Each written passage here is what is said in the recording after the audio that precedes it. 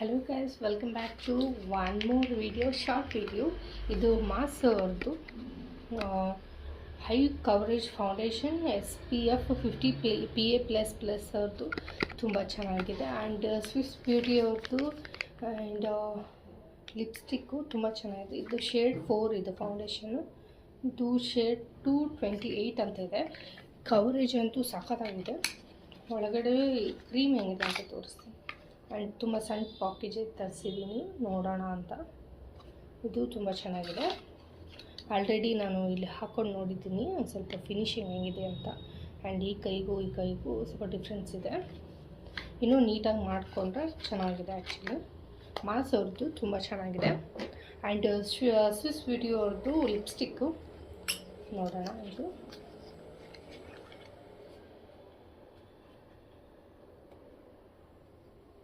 ನೋಡಿ, ಈ shade lipstick.